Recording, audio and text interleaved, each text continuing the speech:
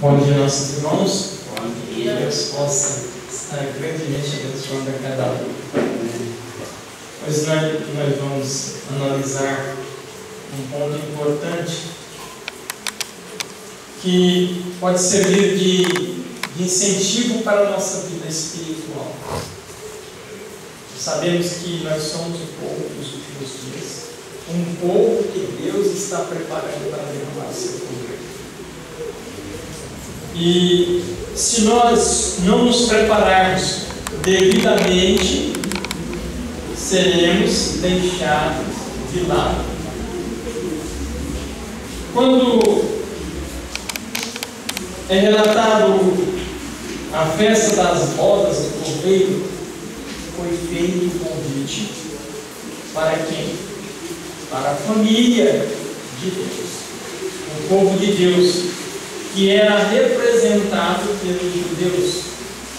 Então, foi estendido o convite para que eles viessem a participar da festa, pois já estava tudo preparado para a festa, e foi estendido então o convite, mas cada um arrumou a sua desculpa. Eu tenho que arar a minha terra, eu tenho que plantar a minha vinha, eu estou casado de novo, não posso ir, não posso participar. Isto é um ponto muito importante para a nossa vida hoje. Aí, os judeus, como nação, perderam o direito de ser salvos como nação. Então, o convite foi estendido a todos. Portanto, atingiu a mim e a você, que éramos gentios, como chamados, para participarmos da festa. E nós viemos. E agora, para participarmos da festa, tem que ter as vestimentas. Nós vimos ali que naquele relato nos diz que alguém estava vestido inadequadamente, foi levado para fora, e houve ali na vida daquela pessoa, na vida daquele indivíduo, trevas, escuridão. Por quê? Porque ele aceitou o convite, foi chamado, mas não quis vestir as vestes nupciais. E hoje está se levantando um movimento aí no judaísmo, né, com vários segmentos, e levando as pessoas a acharem que, sendo judeu, será salvo. A oportunidade dos judeus como nação já passou. Hoje a salvação foi estendida a mim e a você que aceitaram o convite de Deus. Por isso estamos aqui nesta manhã. E também analisando um pouco aquela parábola do fariseu e do publicano, leva-nos a entender também qual é o objetivo de verdadeiramente buscarmos o reino de Deus. O publicano dizia assim: a minha vida está muito bem, eu dou os meus dízimos, dou as minhas ofertas, eu jejuo 2 vezes por semana, e eu estou com a vida bem, eu não sinto necessidade de nada, Deus tem me abençoado abundantemente. Também representando este farisaísmo,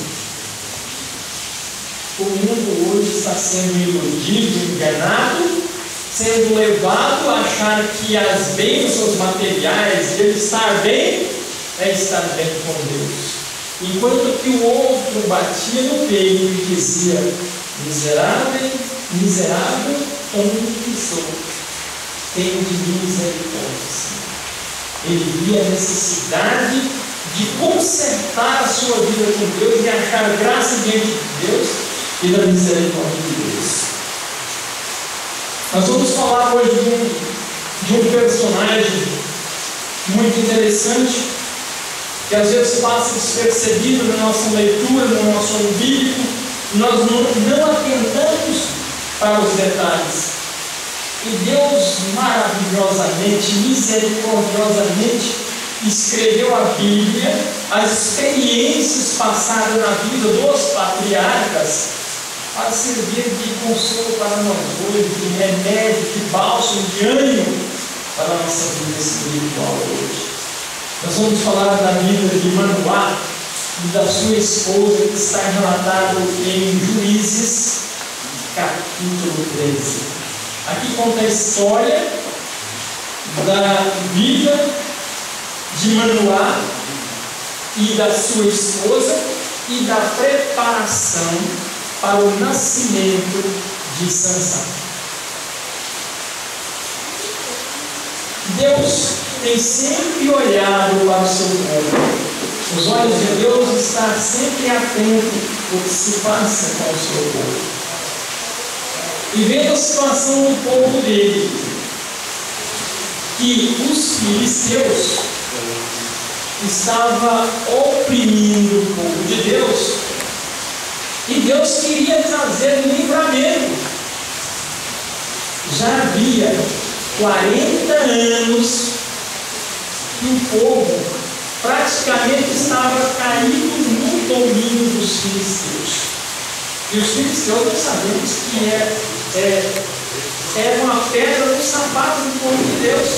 Era um povo que perseguia, um povo que tinha inveja, um povo que queria massacrar, judiar e sucumbir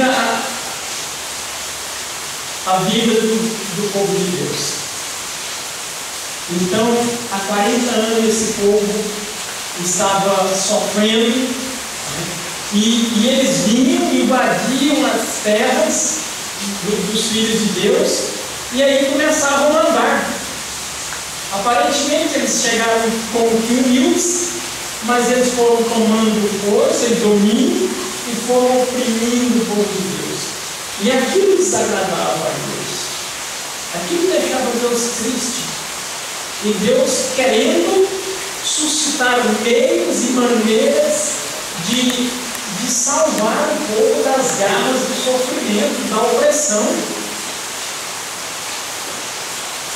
Mas como Deus agir, como Deus levantar um líder para libertar o seu povo? E Deus então teve que criar maneiras, porque a vida espiritual daquele povo estava decadente, tão envolvida com o mundo, que eles não ouviam a voz de Deus. Deus querendo falar-vos, mas eles não ouviam por causa dos seus apegos com as coisas do mundo, do seu envolvimento com as coisas do mundo. Eles já estavam envolvidos com os filisteus, que era uma nação contrária à vontade de Deus.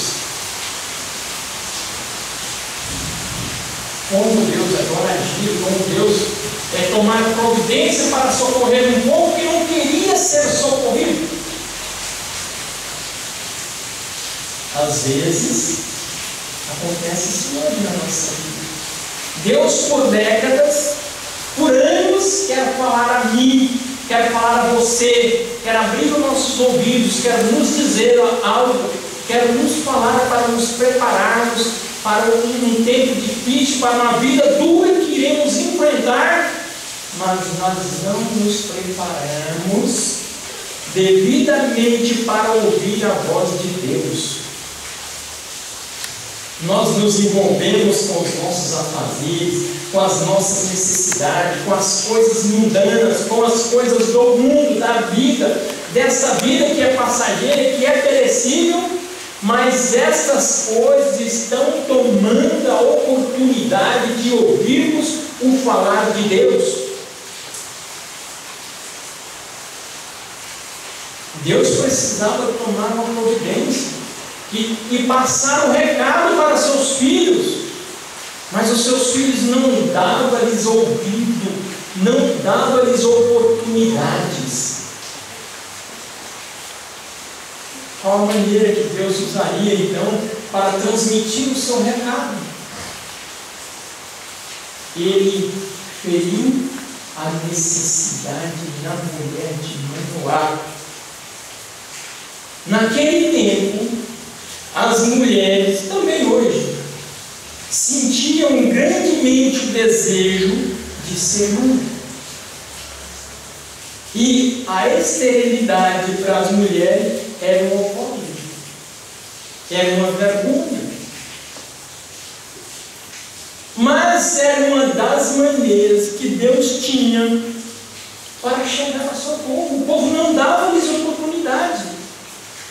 Então, por ela sentir a necessidade de ser mãe, quem ela buscaria? Deus. E ela intensamente orava no seu coração. Ela intensamente se preparava para ser mãe.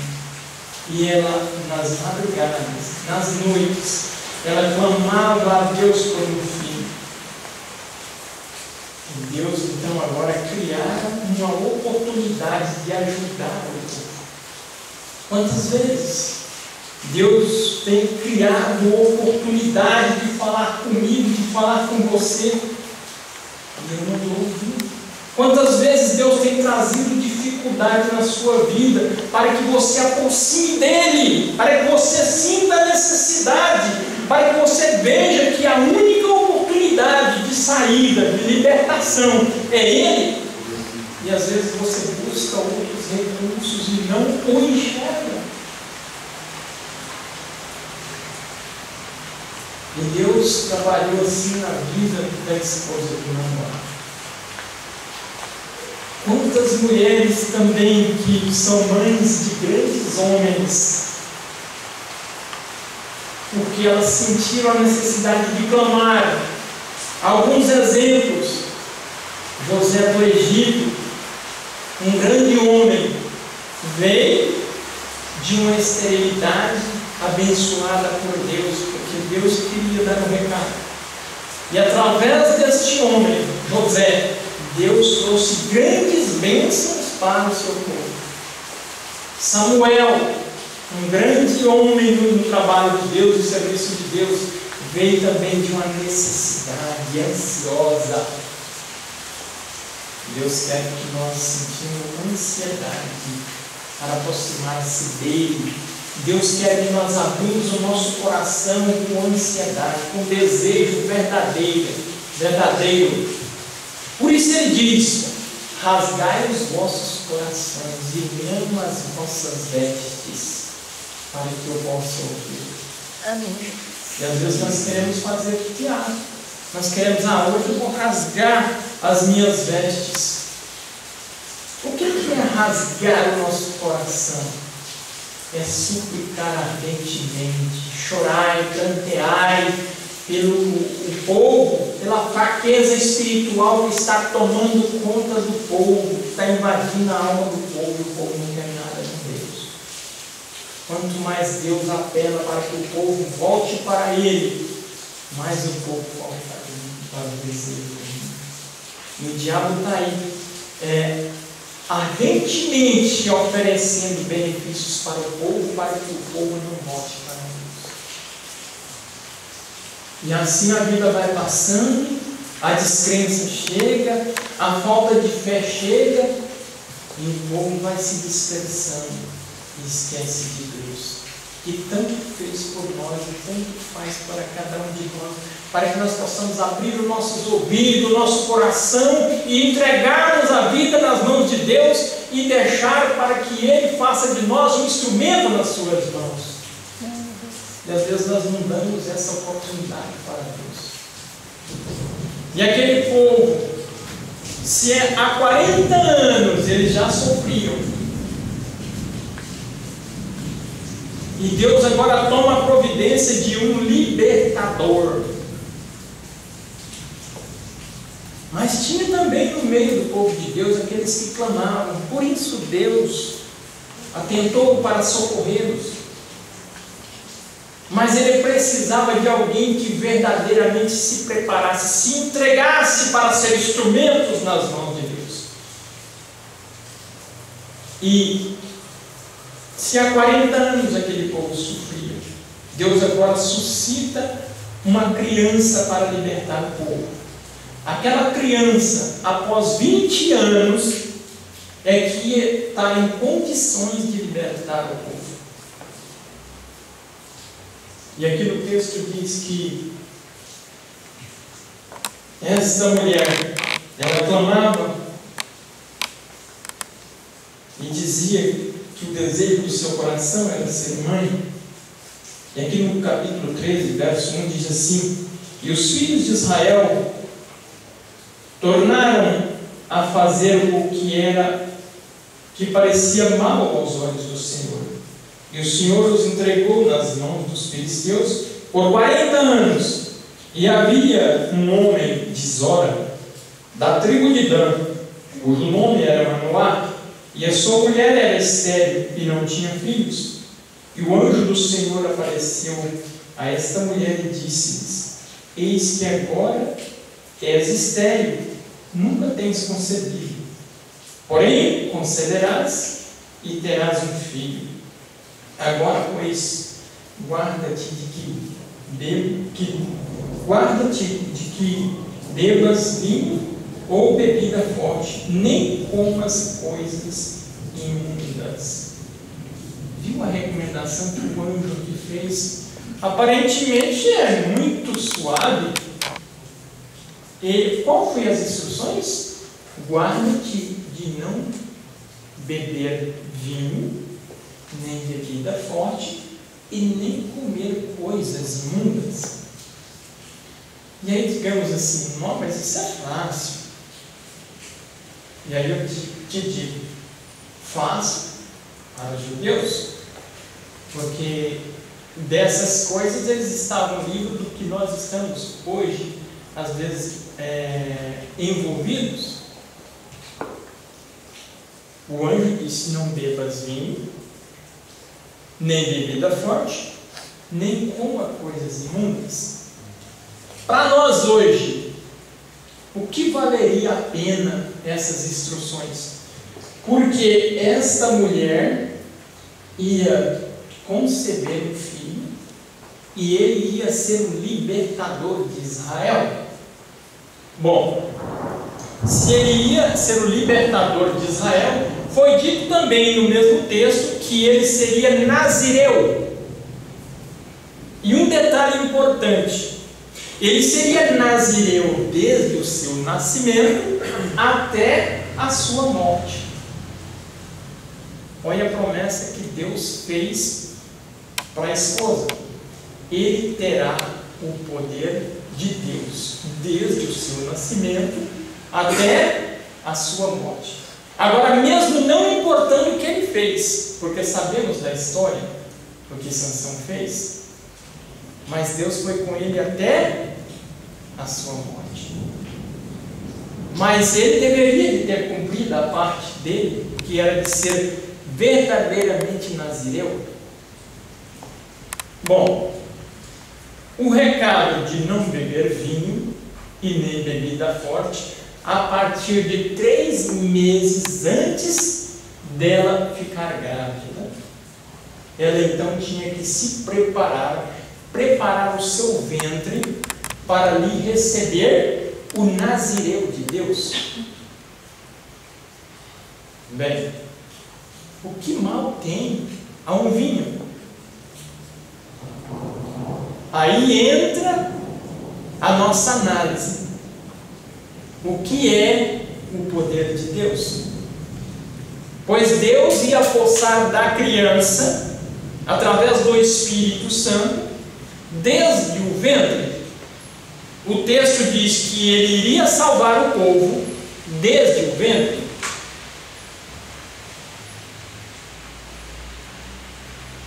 Ellen White comenta que se a mulher bebesse vinho ou bebida forte, ela poderia vacilar, poderia falar bobagem, poderia se irritar, poderia mudar o seu comportamento, da qual ela impedia que Deus a usasse. Ela impedia que fossem instrumentos nas mãos de Deus para receber o Espírito Santo. Imaginem o quanto é sério a nossa salvação. Além do mais, um povo que se diz estar sendo preparado para receber a chuva serôdia, que é o poder na plenitude do Espírito Santo, como deve ser o nosso comportamento? Como eu tenho de me comportar diante de Deus para ser, nas mãos dele, um instrumento para receber a chuva serôdia? E o texto diz ainda que elas afastassem, tomassem cuidado com comidas imundas. Tá, mas o judeu não mexe com comidas imundas. Mas porventura, quem sabe, ela se contaminasse. Diz que ela nem se contaminasse. Você já viu aquele povo da Sucã? O pessoal que mexe com o mosquito da dengue, ele vai com um vidrinho na caixa d'água e pinga ali 3 gotinhas de líquido dentro da caixa de 1000 litros para matar qualquer incidência de larvas do mosquito da dengue. E ali a água foi toda 1000 litros, foi contaminada com 3 gotinhas. E contaminou toda a água. Se tiver alguma larva, ela vai ser afetada. Olhando para nós que se dizem povo de Deus, povo santo, povo separado, quando eu vou, aí entra a nossa consciência. Ó Senhor, eu vou fazer que a minha consciência não viu isso. Quando eu vou na pamonharia, quando eu vou no pit dog, quando eu vou no açougue. Ah, mas que mal tem isso? Eu vou pedir uma pamonha de sal recheada com queijo, sem nada de porco, ou qualquer outra coisa. Mas quem te garante que esta pamonha não foi cozida com a linguiça de porco? Quem te garante que a balança que pesou a sua carne pura, sadia, limpa, não foi pesada na gordura da banha do porco? A faca, né? Quem te garante que a ferramenta que corta a carne só corta bovino ou outra carne que seja limpa? Quem te garante que o pit dog só frita o bacon separado dos outros segmentos? E aí eu faço oração: Senhor, eu estou pronto para ser templo do Senhor, para que o teu Espírito habita em mim na sua plenitude. Quantas vezes nós oramos: Senhor, dá-me porção dobrada do teu Espírito? E aí eu reflito na minha vida: será que eu faço vista grossa? Será que eu faço de conta? Ou será que eu acho que isso não tem problema nenhum? Se as instruções que Deus deu aqui para a esposa de Manoá, para ela receber no seu ventre a plenitude do Espírito, foi dada as instruções, ainda mais o seu marido, Manoá, ficou temeroso quando ele achou que a possibilidade poderia ser de um anjo, a visita. Espera aí, minha esposa, se for de Deus, nós temos que tomar muito cuidado. Eu vou orar de novo, eu tenho que saber as instruções, porque nós corremos o risco de morrer. O texto diz isso. E ele então orou, e o anjo veio e falou com quem? Com a esposa novamente. Ele chegou. Por que ele não foi em Manoá? Porque a vida da esposa estava mais preparada para ter um diálogo com o anjo do que ele. Ele não sentia aquela necessidade, aquela ansiedade do poder de Deus se apoderar dele. Porque com ele estava tudo bem, mas com ela não estava. Ela sentia a ansiedade, o desejo, a vontade de ser mãe. aquilo ardia constantemente na sua vida.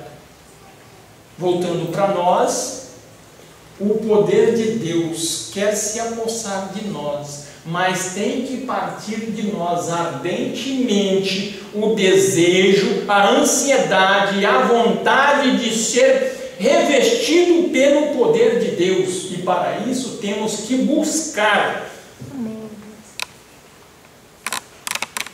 Está vendo o quanto é sério nós dizemos que estamos preparando para receber a torrente de água em forma de chuva serôdia? Como Deus pode pegar e sair aí jogando chuva serôdia para destruir a humanidade? O medo de Manoá era que se nós fizermos alguma coisa errada, Deus pode nos punir com a morte.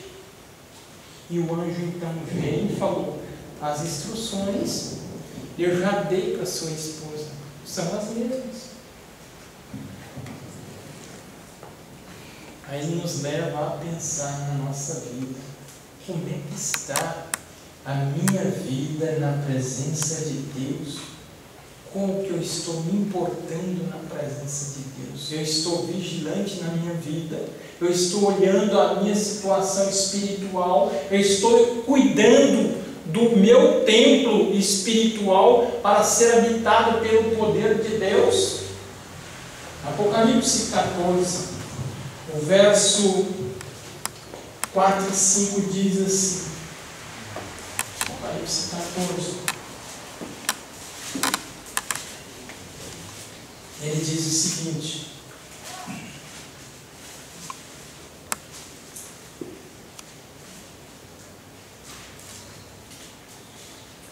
Apocalipse 14, verso 4, diz o seguinte: estes são os que não estão contaminados como mulheres, porque são virgens.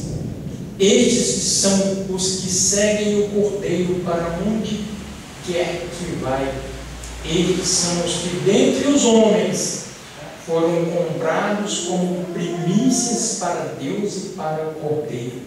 E na sua boca não se achou engano, porque são irrepreensíveis diante do trono de Deus.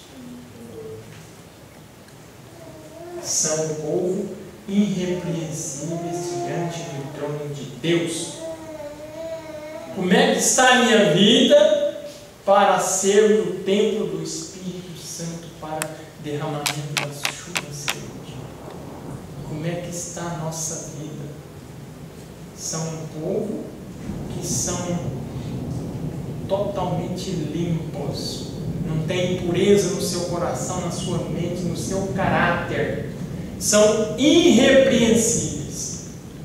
Que Deus possa abençoar a minha vida, abençoar a sua vida, abençoar a minha decisão, a sua decisão, para que verdadeiramente nós possamos andar nos seus caminhos e guardar os seus mandamentos e fazer o seu querer. Amém. Deus possa abençoar a mim e a você. Esse é meu sincero desejo para mim e todos. Amém.